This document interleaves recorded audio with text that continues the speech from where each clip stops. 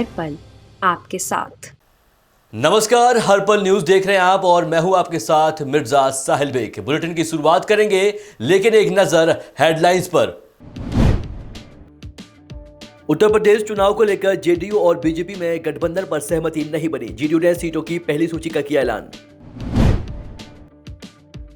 UP विधानसभा चुनाव AIMIM जोर शोर से चुनाव प्रचार में जुटी। गाजियाबाद की साहिबाबाद से हिंदू ब्राह्मण उम्मीदवार को मिली टिकट। विधानसभा चुनाव की तारीखें नजदीक आते ही सियासी उठापटक जारी। सपा रालोद गठबंधन ने बिजनौर की चांदपुर विधानसभा सीट से प्रत्याशी बदला। रफी सैफी के स्थान पर अब स्वामी ओमबेस को दिया टिकट। दुनिया भर में क्रिप्टो करेंसी की बढ़ती लोकप्रियता के साथ बड़ी चिंताएं। 24 घंटों में दुनिया भर के निवेशकों ने क्रिप्टो करेंसी बाजार में गंवाए 18 खरब डॉलर।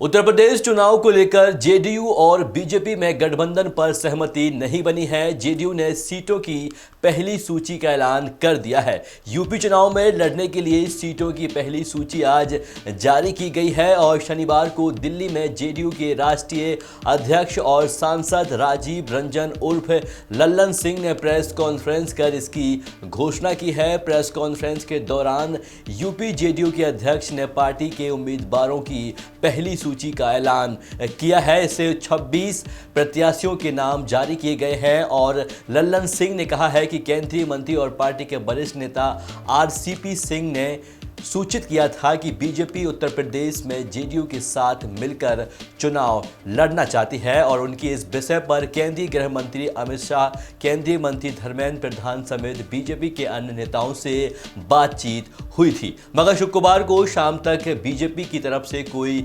सकारात्मक जवाब नहीं आया और लल्लन सिंह ने यह भी कहा है कि बीजेपी के राष्ट्रीय अध्यक्ष जेपी नड्डा की तरफ से कहा गया है कि उत्तर प्रदेश विधानसभा चुनाव में हमारे दो सहयोगी दल अपना दल और संजय निषाद की पार्टी है और इसमें उन्होंने जेडीयू का नाम नहीं लिया है। पिछले बैठक में जब प्रदेश के अध्यक्ष श्री अनूप पटेल जी 51 लोगों की सूची लेके आए थे, उस दिन भी मैंने कहा था और उस दिन माननीय मंत्री श्री आरसीपी सिंह साहब के कहने पर ही हम लोगों ने फिर शीघ्र 1-2 दिन 3 दिन के लिए तक इंतजार किया, लेकिन कोई सकारात्मक जवाब नहीं आया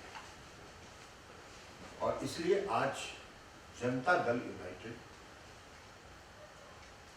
के 26 उम्मीदवारों की सूची, माने विधानसभाओं की सूची हम लोग आज जारी कर रहे हैं।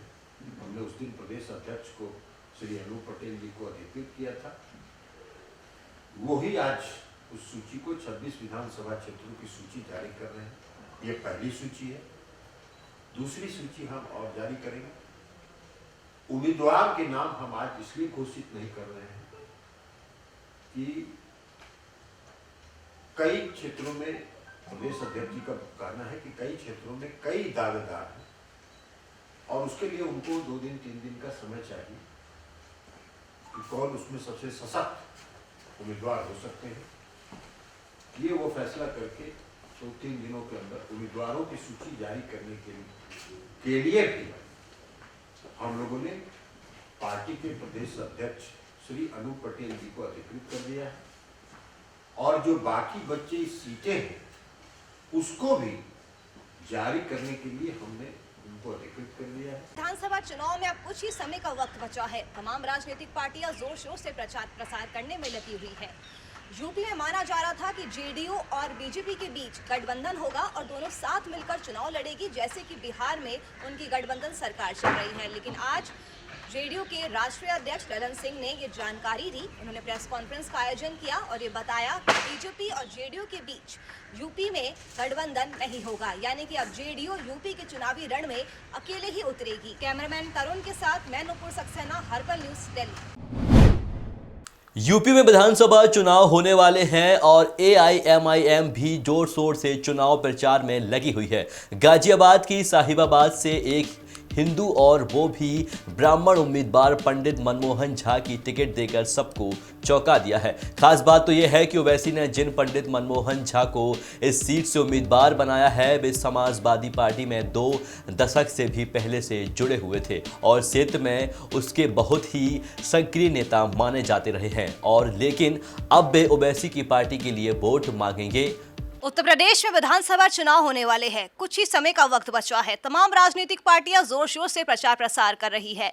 ऐसे में AIMIM ने यूपी चुनाव में अकेले ही उतरने का फैसला किया है। हमारे साथ इस समय मौजूद है साहिबाबाद से AIMIM के प्रत्याशी पंडित मनमोहन झा जी। पंडित जी, सबसे पहले आपका बहुत बहुत स्वागत है हर्पल न्यूज पर। बहुत बहुत धन्यवाद।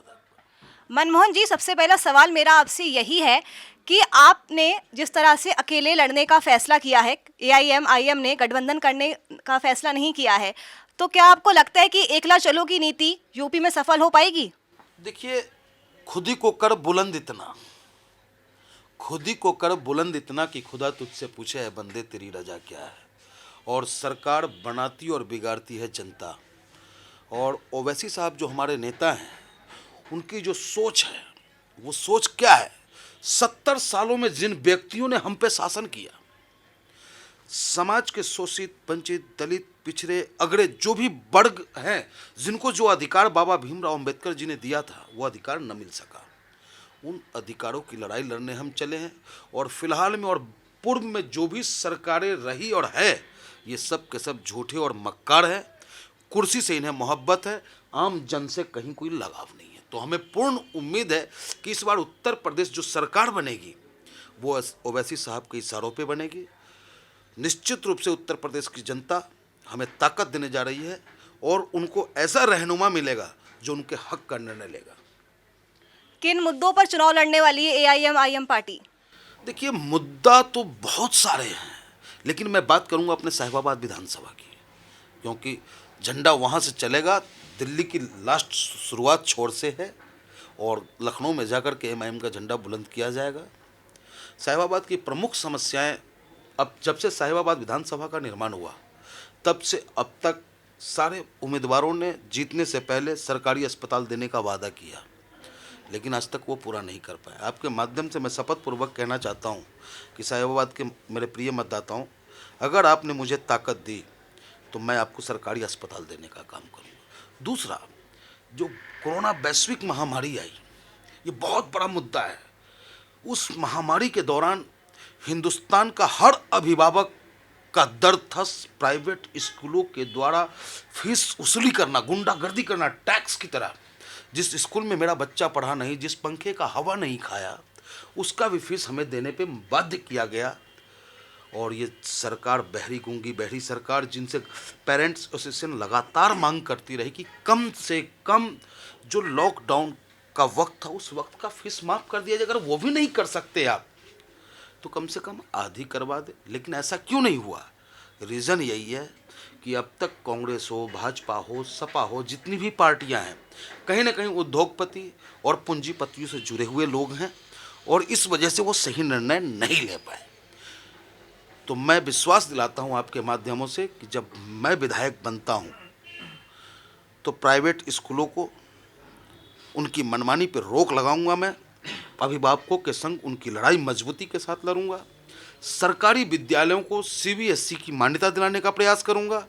और हमारे साहिबाबाद विधानसभा में सैनिक विद्यालय नहीं है, क्योंकि अब तक की जो सरकार रही है वो ये चाहता है कि भाई गरीब के बच्चों के हाथों में किताब और कलम न होकर कुछ और हो, ताकि अगर वो ज़्यादा शिक्षा प्राप्त कर लेता है तो संविधान के तहत अपने अधिकार की मांग करेगा।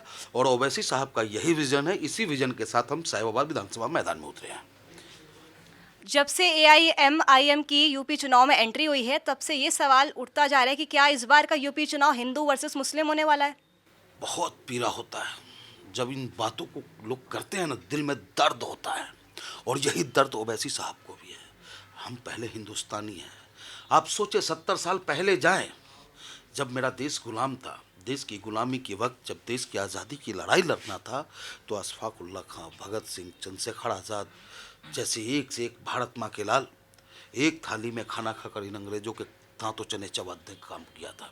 लेकिन जब देश आज़ाद हो गया और ऐसे लोग आ गए जिनके पूर्वजों ने हमेशा अंग्रेजों से माफ़ी मांगने का काम किया, वो आज समाज के अंदर जहर घोलने का काम कर रहे हैं। ओवैसी साहब ने एक मैसेज देने का काम किया है, जो उन पे एक टैग लगाने का काम ये मक्कार लोग करते हैं कि मुसलमानों की बात करते हैं। मैं आपके माध्यम से कहना चाहता हूँ, क्या जब गुप्ता की हत्या योगी बाबा की पुलिस उनके गृह जनपद में करता है, ओवैसी साहब को दर्द होता है। विवेक तिवारी की जब हत्या योगी बाबा की पुलिस लखनऊ में करता है तो दर्द होता है। हाथरस में मेरी बेटी, मेरी बहन मनीषा वाल्मीकि के साथ जो घटना घटी, वो कहने में भी जी लड़खड़ाने लगता है, तब भी दर्द हुआ। लेकिन दर्द उससे ज़्यादा तब होता है जब ये मीडिया और वो लोग सिर्फ सत्ता प्राप्ति के लिए, जब उनके जुबान से ये निकल जाए कि पहलू खान के साथ जुल्म हुआ, तो उन्हें एक टैग देने का काम करता है। आई एम इंडियन, देश है तो धर्म है। उनसे भी पूछा गया था कि संविधान पहले या धर्म पहले, तो ओवैसी साहब ने कहा है कि संविधान पहले। तो हम सभी लोग संविधान को मानने वालों में से। कल जब प्रियंका गांधी से सवाल पूछा गया कि यूपी में सीएम चेहरा कौन होगा कांग्रेस पार्टी की तरफ से, तो उन्होंने इस तरह से जवाब दिया कि क्या मेरे अलावा कोई और चेहरा दिखता है क्या? इसके आपकी क्या प्रतिक्रिया है? देखिए, मैं सिर्फ अपनी बात करूंगा। मेरे नेता बेहतर हैं, मेरे नेता ईमानदार हैं, मेरे नेता की सोच आम जन की सोच है। मैं अपनी नेता की बात करूंगा। इससे पहले जो भी नेता हैं वर्तमान में, ये सब के सब झूठे और मक्कार हैं। इनके बातों में ना आपके माध्यम से मैं अपील करना चाहता हूं। और साहिबाबाद विधानसभा में 3 लाख बिहारी मतदाता है, 1,66,000 मुस्लिम मतदाता हैं। मैं उन सबसे गुजारिश करूंगा कि ओवैसी साहब ने बिहारियों पे एहसान किया है, ओवैसी साहब ने अपनी आवाज़ को साहिबाबाद में भेजा है। आप सब मिल करके ओवैसी साहब के विचार को मजबूत करें और असेंबली में आपके दर्द को मैं मजबूती के साथ रख सकूं। इसी के साथ मैं आपसे निवेदन करता हूं कि आने वाली 10 फरवरी को पतंग चुनाव चिन्ह पे अपना कीमती वोट लगाकर आने वाले वक्त में अपने जो आपका नस्ल होगा उसके भविष्य को बेहतर बनाने में आपका वोट काम करेगा। साहिबाबाद विधानसभा सीट को जीतने के लिए आपकी रणनीति क्या है? एक तरफ गरीब बनाम अमीर, एक तरफ वो लोग हैं जो चुनाव लड़ रहे हैं, दोनों सबके सब विधायक रह चुके हैं और उन्होंने कितना दर्द दिया है जनता को, ये दर्द का एहसास है। और गरीबों का दर्द गरीब समझ सकता है। मैंने कहा ना कि जब भी राजनीति में कोई पूंजीपति और उद्योगपतियों का इन्वॉल्वेशन हो जाए तो आप समझ लें कि निश्चित रूप से उनके अधिकारों का हनन होने जा रहा है। गरीब मजदूर किसानों का आप देख सकते हैं कि लेबर एक्ट में कितना अमेंडमेंट किया गया इस सरकार के द्वारा, क्योंकि वो उद्योगपतियों की गोद में खेल रहे हैं। तो हम समझते हैं कि साहिबाबाद की जनता भारत का निर्माता है, वही भारत का निर्माता है जो मजदूर है। अब मजदूर मजबूर नहीं, वो मजबूत है, अपने वोट से सरकार बनाने और गिराने में अपनी काबिलियत रखता है। तो निश्चित रूप से वहाँ का मजदूर जो मजबूत भाई है मेरा, वो मेरा साथ देगा और उनकी आवाज़ में बनूंगा। तो ये थे हमारे साथ साहिबाबाद सीट से AIMIM के प्रत्याशी पंडित मनमोहन झा जी, जिन्होंने साहिबाबाद की जनता से तमाम वादे किए हैं और अपनी जीत को लेकर वो पूरी तरह से आश्वस्त भी नजर आ रहे हैं। कैमरामैन आकाश के साथ मैं नुपुर सक्सेना, हर्पल न्यूज़, दिल्ली। विधानसभा चुनाव की तारीखें नजदीक आती ही सियासी उठापटक जारी है। सपा रालोद गठबंधन ने बिजनौर की चांदपुर विधानसभा सीट से प्रत्याशी बदल दिया है और रफी सैफी के स्थान पर अब स्वामी ओमबेस को टिकट दिया गया है। सपा जिला अध्यक्ष राशिद हुसैन ने बताया है कि कुछ और बदलाव भी हो सकते हैं। फिलहाल चांदपुर सीट पर बदलाव हुआ है और जालौर जिले की 7 विधानसभा सीट पर लंबे इंतजार के बाद टिकटों की घोषणा हुई तो सदर सीट पर असमंजस की स्थिति बन गई है। नूरपुर, धामपुर, नगीना, नजीबाबाद, बाड़ापुर और बिजनौर सदर सीट पर सिब्बल बांट दिए हैं। बिजनौर सदर से रालोद से डॉक्टर नीरज चौधरी को सिब्बल दे दिया गया है और उन्होंने कहा है मैं नामांकन की तैयारी कर रहा हूं। उधर रालोद से सिब्बल लेकर आए डॉक्टर नीरज चौधरी ने भी पार्टी के सिब्बल पर चुनाव लड़ने और नामांकन कराने की तैयारी का दावा किया है। अलवर की मूक बाधिर पीड़िता मामले पर बीजेपी प्रदेशाध्यक्ष सतीश पुनिया ने प्रदेश कांग्रेस सरकार पर सच छिपाने का आरोप लगाया है। आपको बता दें कि पुनिया ने कहा है कि ऐसा लगता है कि अलवर मामले पर कांग्रेस सरकार सच को छुपाने के लिए 100 झूठ बोल रही है। सरकार अपराधियों को बचाने में लगी है और मीडिया से बातचीत में पुनिया ने कहा है कि इस मामले पर कांग्रेस सरकार सच पर पर्दा डालने की नाकाम कोशिश कई बार कर चुकी है और पुनिया ने कहा है कि प्रदेश को एक फुल टाइम गृह मंत्री मिलना चाहिए जिससे बहन बेटियों की सुरक्षा और सम्मान सुनिश्चित हो सके। सतीश पुनिया ने यह भी कहा है और आरोप लगाते हुए कहा है कि पुलिस को एक हफ्ता तो इसी में लग गया कि इंजरी किस किस्म की थी और किस वजह से हुई थी। पुलिस की इस तरह की कार्यशैली पर सवाल खड़ा होता है और उन्होंने कहा है कि जिस तरह से इस पूरे मामले में ढिलाई बरती सरकार और पुलिस ने जो यूटर्न लिया है। राजस्थान के नागौर में आरपीएफ हेड कांस्टेबल को 2 बुजुर्गों का रेलवे स्टेशन पर सोना इतना नागवार गुजरा है कि उसने दोनों को लात घूंसे मारे और गालियां दी। वहीं इस घटना का एक वीडियो भी सामने आया है। यहाँ वीडियो नागौर के मकराना रेलवे स्टेशन का है जहां RPF head constable Ram Pratap station पर सो रहे 2 बुजुर्गों पर बेरहमी से लात घूंसे बरसा रहा है और गालियां भी दे रहा है। वहां इस घटना के बाद जिन बुजुर्गों की पिटाई की उनमें से एक का शव रेलवे स्टेशन के मुसाफिर खाने में मिला है। मौत के बाद मामले ने तूल पकड़ लिया है और हालांकि अधिकारी यह दावा कर रहे हैं कि मौत की पिटाई का कोई लेना देना नहीं है। बता दें कि यह वीडियो करीब 2-3 दिन पुराना बताया जा रहा है। आईपीएल 2022 के आयोजन को लेकर एक बड़ी खबर सामने आ रही है। दरअसल टूर्नामेंट का आयोजन भारत में भी किया जाएगा और अब आगामी सीजन के सभी मुकाबले मुंबई में ही खेले जाएंगे। शनिवार को बीसीसीआई और सभी टीम फ्रेंचाइजी मालिकों के बीच हुई मीटिंग में बोर्ड ने अपनी पसंद के बारे में बताया कि पूरे टूर्नामेंट का आयोजन मुंबई के 3 stadium Wankhede stadium, cricket club of India CCI और डीबीआई पटेल स्टेडियम में किया जाएगा। बोर्ड के सूत्रों के अनुसार ही इसके बाद भी अगर जरूरत पड़ी तो कुछ मुकाबलों का आयोजन पुणे में भी किया जा सकता है। दुनिया भर में क्रिप्टो करेंसी की बढ़ती लोकप्रियता के साथ इसे लेकर चिंताएं भी बढ़ रही हैं। बीते 24 घंटों में दुनिया भर के निवेशकों ने क्रिप्टो करेंसी बाजार में करीब 18 खरब डॉलर गंवा दिए हैं और बिटकॉइन के निवेशकों को सबसे ज़्यादा नुकसान हुआ है। वैश्विक बाजार पर नज़र डालें तो बीते 24 घंटों में क्रिप्टो करेंसी बाजार के कुल पूंजीकरण में 17-18 खरब डॉलर की गिरावट आई है। भारतीय निवेशकों में सबसे ज़्यादा लोकप्रिय बिटकॉइन में 7% की गिरावट रही और यह 36,579 डॉलर के भाव पर पहुंच गई है। रुपए के लिहाज से देखें तो शनिवार सुबह कारोबार के समय तक बिटकॉइन का मूल्य 29,63,463 रुपये था और गिरावट के बावजूद बिटकॉइन की कुल बाजार हिस्सेदारी 40.51% के साथ सबसे ज़्यादा बनी हुई है। दूसरी सबसे लोकप्रिय क्रिप्टो करेंसी इथेरियम में 9% की ज़बरदस्त गिरावट देखी गई है और सुबह के कारोबार में यह 2,11,277.4 रुपये के भाव पर पहुंच गई है। कोरोना की वजह से अमेरिकी शेयर मार्केट में लगातार तीसरे हफ्ते गिरावट दर्ज की गई है और नैस्डैक कंपोजिट इंडेक्स और S&P 500 दोनों अमेरिकी स्टॉक मार्केट इंडेक्स हैं और मार्च 2020 के बाद सबसे खराब सप्ताह था। शुक्रवार को नैस्डैक में 2.7% टूटा आई और वहीं S&P 500 में 1.89% की गिरावट दर्ज की गई है। इस हफ्ते नैस्डैक कंपोजिट इंडेक्स में 7.55% और S&P 500 में 5.7% गिरावट आई है। साल की शुरुआती वक्त में निवेशक जोखिम नहीं उठाना चाह रहे हैं और वहीं अमेरिकी फेडरल रिजर्व मुद्रास्फीति से निपटने के लिए इस साल कई बार ब्याज दरें बढ़ा सकता है और इस वजह से भी मार्केट पर असर पड़ सकता है। IIFL सिक्योरिटीज़ के वाइस प्रेसिडेंट अनुज गुप्ता कहते हैं कि अमेरिकी शेयर मार्केट में गिरावट का असर भारत में भी देखने को मिलेगा। इसी के चलते आने वाले दिनों में NSE और BSE में गिरावट देखने को मिल सकती है।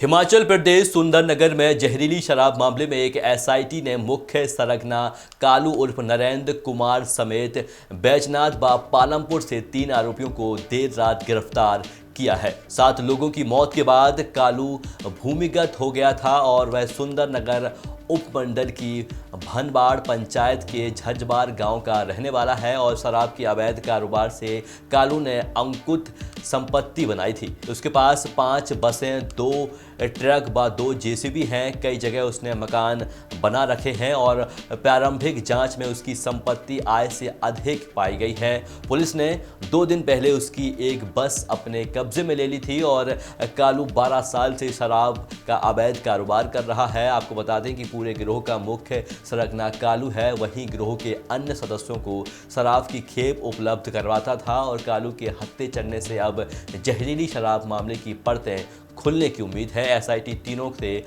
पूछताछ के आधार पर देर शाम तक इस कारोबार में संलिप्त अन्य को दबोच सकती है और आरोपी नकली शराब कहां तैयार करवाते थे, कहां से खेप आती थी, इस बात से पर्दा उठने की उम्मीद बंद गई है। एसआईटी तीनों को पुलिस रिमांड पर लेने के लिए दोपहर बाद कोर्ट में पेश करेगी। हिमाचल प्रदेश के जिला मंडी के सुंदरनगर उपमंडल में जहरीली व मिलावटी शराब पीने से 7 लोगों की मौत के बाद भी लोग उसी को गटक रहे हैं। सुंदरनगर शहर में ही लोने की बरसा शालिका में फिर कुछ लोगों ने पुलिस की नाक के नीचे शराब की महफिल सजा दी है। लोगों से मिली सूचना पर पुलिस मौके पर पहुंची तो वे मौके से फरार हो गए। सूचना मिलने पर पुलिस पहुंची और 4 बोतल नकली शराब बरामद की है। आपको बता दें कि मौतों के बाद पुलिस ने शराब ठेकों में बेचने और पीने पर रोक लगा दी है। अब सवाल उठ रहा है कि सख्ती का दावा करने वाली पुलिस ने नाक तले नकली शराब कहां से आई। अंतर्राष्ट्रीय क्रिकेट स्टेडियम धर्मशाला को मार्च में एक नहीं बल्कि 3 T20 मैचों की मेजबानी मिल सकती है। ऐसा अवसर कोरोना महामारी के कारण मिल सकता है। आपको बता दें कि पहला मैच 13 मार्च को होना है और बीसीसीआई की सूत्रों के अनुसार भारत में कोरोना के बढ़ते मामलों के मद्देनजर वनडे और T20 सीरीज के 3 मैच एक ही स्थान पर करवाने की योजना बनाई जा रही है ताकि खिलाड़ी और स्टाफ पर कोरोना संक्रमण का खतरा ना बने। और धर्मशाला स्टेडियम में वर्ष 2016 से लेकर 2020 तक 3 अंतर्राष्ट्रीय क्रिकेट मैच रद्द हो चुके हैं। वर्ष 2016 में धर्मशाला में भारत और पाकिस्तान के बीच होने वाला T20 वर्ल्ड कप का मैच राजनीतिक कारणों से रद्द हुआ था। इसके बाद सितंबर 2019 और 12 मार्च 2020 को भारत और दक्षिण अफ्रीका के बीच मैच बारिश के कारण रद्द हुआ था। अब यही मैच धर्मशाला में हो सकते हैं। भोपाल रेल मंडल ने 350 यात्रियों के 1.09 लाख रुपए लौटा दिए हैं। लौटाई गई यह राशि केवल रेलवे के टिकट काउंटरों की है और ऑनलाइन बुकिंग कराने वालों को लौटाई जा रही है राशि इससे 5 गुना तक होने के अनुमान है। दरअसल आगरा रेल मंडल में मथुरा से पलवल के बीच एक मालगाड़ी पटरी से उतर गई थी। इसके बाद रेलवे ट्रैक को नुकसान पहुंचा है और नई दिल्ली चेन्नई रेल मार्ग बाधित हुआ है। खासकर दिल्ली की तरफ से भोपाल आने वाले रेलवे ट्रैक पर आवागमन बाधित है। इसके कारण दिल्ली से रानी कमलापति रेलवे स्टेशन के बीच चलने वाली शताब्दी एक्सप्रेस को रोक दिया गया था और इसी के कारण रानी कमलापति रेलवे स्टेशन ने नई दिल्ली जाने वाली शताब्दी एक्सप्रेस भी रैक नहीं होने के कारण नहीं चलाई गई। तिरुकुल एक्सप्रेस समेत दूसरी ट्रेनों का संचालन भी रोकना पड़ा। 14 से अधिक ट्रेनों को बदलते हुए मार्ग से चलाया जा रहा है और भोपाल, बीना, गुना, इटारसी, संत हिरदाराम नगर और विदिशा गंज बासौदा समेत अन्य स्टेशनों से इन ट्रेनों में शनिवार की यात्रा के लिए बुकिंग कराने वाले रेल यात्रियों के लिए रेलवे द्वारा 100% किराया लौटाया जा रहा है। अभी के बुलेटिन में बस इतना ही। देखते रहिए हर्पल न्यूज। नमस्कार।